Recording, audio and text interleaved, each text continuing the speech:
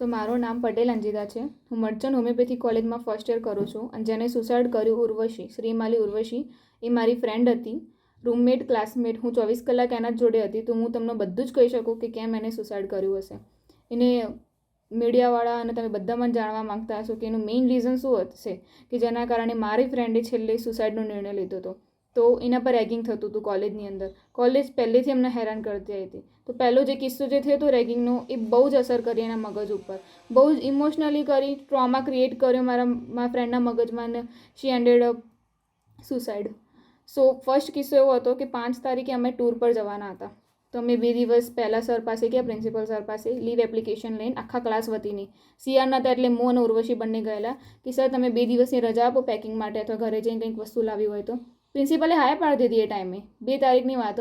અને પછી 1:30 વાગ્યે વિપક્ષી જે કહેવાય ને એવા ગુસ્સેથી આવ્યા ને કે કોણ હતું પેલા 2 જણા કે જે પ્રિન્સિપલ સરની ઓફિસમાં એન્ટ્રી લીધી હતી. તો મનન ઉર્વશીને ઊભી કરી અને મનન ઉર્વશીને એટલું બોલ્યા ને ચાલુ ક્લાસ વચ્ચે જોશથી, આખો ક્લાસ પ્રૂફ છે એની અંદર. તો એટલું જોશથી એટલે કે મારા ફાધર બી મને એટલું જોશથી બોલ્યા નહીં હોય, એટલું એને ટોનમાં એટલું ડિસરિસ્પેક્ટથી વાત કરી હતી ને એ વિપક્ષીએ. તો મારી ફ્રેન્ડ બહુ જ ગભરાઈ ગઈ હતી, હું બી ગભરાઈ ગઈ હતી અને હું તો રોવા જ માંડી હતી બધા વચ્ચે. મારી ફ્રેન્ડ રોઈ નથી, ઘરે ગઈ એરી, હોસ્ટેલ ગયા અમે, અને એનું સ્ટ્રોંગ પણ તૂટી ગયું છેલ્લે, અને રોવા માંડી, બહુ જ રોઈ. ફાધરનો કોલ કર્યો, બધું કીધું, અને મને કીધું કે આજે તમારે કોલેજ છોડવીએ. મેં કીધું હારું આપણે ભેગા થઈને છોડી દઈએ. તો અને એનું રીઝન શું હતું કે વિપક્ષી સરે અમને આવું કીધેલું, એ ક્લાસમાં એન્ટ્રી લીધી ત્યારે લિટરલી આવું કીધેલું કે તમે જે ને નાના છો, ઇન્ડિયામાં જ રહો છો, તમે હો કોણ કે તમે પ્રિન્સિપલ સર પાસે જાઓ? મારી પરમિશન લીધા વગર તમે પ્રિન્સિપલ સર પાસે ગયા જ કેમ? મતલબ શું અમારે પરમિશન લઈને જવાનું? એ ક્યાં અમારે કઈ રીતે શું કામ પાળી પડ્યું બધું પૂછીને કરવાનું?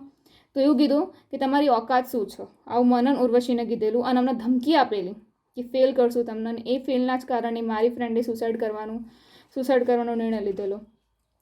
તો મારા ફ્રેન્ડ તો હું કીધું મેં તમને, હું ક્લાસમાં રડવા માંડી હતી, ઘરે આવી, હોસ્ટેલમાં આવી, હું એ બી રડવા માંડી. અને મને છેલ્લે રાતનું કીધું અંજે તમે સુસાઇડ કરવાની ઈચ્છા થાય. અને એ ટાઈમે મારું મગજ એવું થઈ ગયું કે મારે સુસાઇડ કરવું, કે મને એટલું મેન્ટલ ટોર્ચર આપેલું છે ને સરે. અને મારું પહેલી વખત આ એક કેસ તો નહીં, મને 4 થી 5 વખત આ જ સરે મને હેરાન કરેલી છે આવી રીતે. મારી ફ્રેન્ડનો પહેલી વખત હતો, પહેલાં મને ટાર્ગેટમાં લીધેલી, અને આ વિપક્ષી સર પહેલાં સીઆરને ટાર્ગેટમાં લે. સિમ્પલ એમનું લોજિક હતું, સીઆરને ટાર્ગેટમાં લો, સીઆરને હેરાન કરો. અને ભાઈ સીઆર એ ટાઈમે હું હતી, મેં રિઝાઇન આપી દીધું પછી, તો બી મને હેરાન કરતા. અને પછી મેં ફ્રેન્ડને ટાર્ગેટમાં લીધેલી. તો આ તો પહેલો કિસ્સો. બીજો કિસ્સો હતો, અને મેં એ કિસ્સાને અંદર કે 2 વખત સોરી બી કહેવા ગયેલા. તો એટલું ખરાબ રીતે અમને બોલ્યા ને, વાંક કંઈ જ નહોતું અમારું, કંઈ નહીં, નાની બાબતને મોટી કરીએ. અને વિપક્ષી સર કહેવાય ને, he is a very good at blaming game. કોઈના પર બી બ્લેમ કરી દે, કંઈ બી બોલ દે, મતલબ એમને ખબર ના પડે. અને એક સાયકોલોજિસ્ટ હતા, મતલબ કહેવાય ને પીએચડી સ્કોલર, એમડી.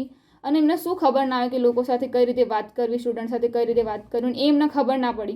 એટલું ગુસ્સેથી વાત કર્યું ને અમને એવું કીધું કે તમે છોકરીને જાતો ને તમને માર ખવડાવીશ, તમને ફેલ કરી દઈશ, અને એવું કીધું યુનિવર્સિટીમાં તમને ફેલ કરીશ, અને કે ઇતના ચાટા લગા દૂંગા. લિટરલી આ વર્ડ બોલ્યા હતા કે ચાટા લગા દૂંગા, થપ્પડ મારી દઈશ તમને બધા વચ્ચે, આવું કીધેલું. એટલું કોઈ વાંક હતો બી નહીં, અને આખું સિચ્યુએશનને એટલી મોટી ક્રિએટ કરી એને. તો એક એ હતું. બીજું નુવાન, પ્રશાંત નુવાન, જે ઓર્ગેનોનના હતા. એ બી મારા ફ્રેન્ડને બી બહુ જ હેરાન કરતા હતા. અને એ લોકોનું કેવું હતું, નુવાન અને વિપક્ષી બંને બેસ્ટ ફ્રેન્ડ, એકનું દુશ્મન બીજાનું દુશ્મન, એવા ટાઈપનું. હવે વિપક્ષી સર જોડે અમે દુશ્મન થઈ જ ગયા હતા, અમને બનાવી લીધા હતા. તો નુવાનના મેઇન ડાયરેક્ટલી થઈ જ ગયા હતા અમે એક ટાઈપથી એના દુશ્મન. તો એ બી અમને બહુ હેરાન કરતા, બ્લેમ કરેલું અમને કે તમે પ્રિન્સિપલ સરની ઓફિસમાં ગયેલા છો. તો સ્ટુડન્ટ કેમ જાય છેલ્લે? તો મારી ફ્રેન્ડે ઇન ધ એન્ડ કહેવાય ને કે સરે મતલબ ભૂલ કરતા હોય, બધા માણસો ભૂલ કરતા હોય, સરને થોડું જતું કરો. પણ સાચું કહું ને, હું 1 થી 5 વર્ષ, અમારા 4 વર્ષ હોય છે અને 1 વર્ષ ઇન્ટર્નશીપ, બધાએ જતું કર્યું, બધાએ પોતાની જાતને દબાવવા દીધું છે. અને હવે છેલ્લે મારા ફ્રેન્ડે સુસાઇડ કર્યું, તો હું કેમ ચૂપ રહું? હું કેમ પોતા સરની આ ભૂલને હું જવા દઉં? મેં તો સ્વીકાર કરી લીધું કે મારા લાઈફ આ જ છે. મારા ફ્રેન્ડ સ્વીકાર ના કરી કે છેલ્લે સી એન્ડેડ ઓફ સુસાઇડ. તો આ મેઇન હતું. બીજું ટૂરનો કિસ્સો હું કહેવા માંગીશ. ટૂરમાં 10,000 લીધા હતા, 5,000 અંદર ખાને લીધા હતા. અને અમે જે લોકો પુઅર ફેમિલીના હતા, જે ફાઇનાન્શિયલ પ્રોબ્લેમ હતી, એ લોકો ગયા પ્રિન્સિપલ સર પાસે કે સર અમારા પાસે પૈસા નથી એટલા બધા, તો તમે કંઈક કરો. 2 દિવસમાં પૈસા માંગેલો કે 2 દિવસમાં 10,000 જમા કરવાના.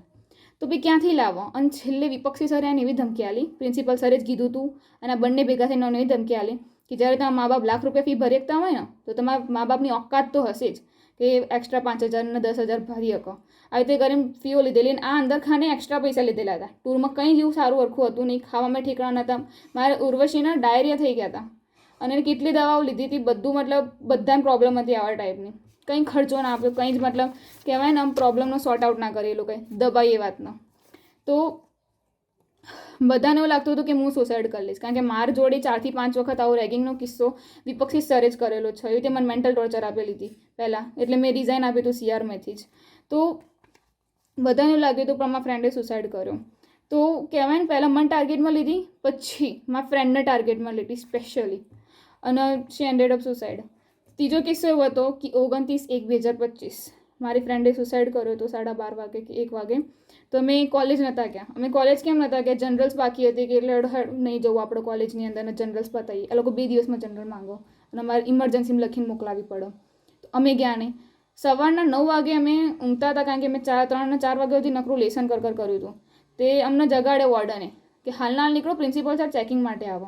ઇવન મારા બ્રધરના ફાધરને એવું કીધેલું કે તમે એન્ટ્રી ના લેકો, અને બેગ મૂકવા આવવું હોય ને મારું થોડું ઉપર માળો દે તો ના આવવા દે. અને પ્રિન્સિપલ સરને એમને એન્ટ્રી આવી દીધી ચેકિંગ માટે. આવી રીતે કોણ ચેક કરે એક રૂમ? મતલબ 9 થી 4 કહેવાય ને બંધ કરી નાખ્યું, વીજળી લાઇટ બધું બંધ કરી નાખ્યું, એટલે કેમેરા બી બંધ થઈ ગયેલા. મારા ફ્રેન્ડ એ જ ટાઈમે બહુ જ ગભરાઈ ગયેલી હતી. મેઇન રીઝન આ રહ્યું કે એ જ ટાઈમ હતો જેના માઇન્ડ મગજ ઉપર મેઇન અસર કર્યો હતો. ત્રીજું કહેવાય ને મારી ફ્રેન્ડ પૂજા, એને તાળું તોડ્યું, એને બારી કૂદી, મતલબ બારી કૂદી નીચે એને પહેલાં જોઈ ઉર્વશીને લટકતી. તો કોઈ હેલ્પ કરવા બી ના આવ્યું, ના હોસ્ટેલ મેનેજમેન્ટ, ના હોસ્પિટલ મેનેજમેન્ટ.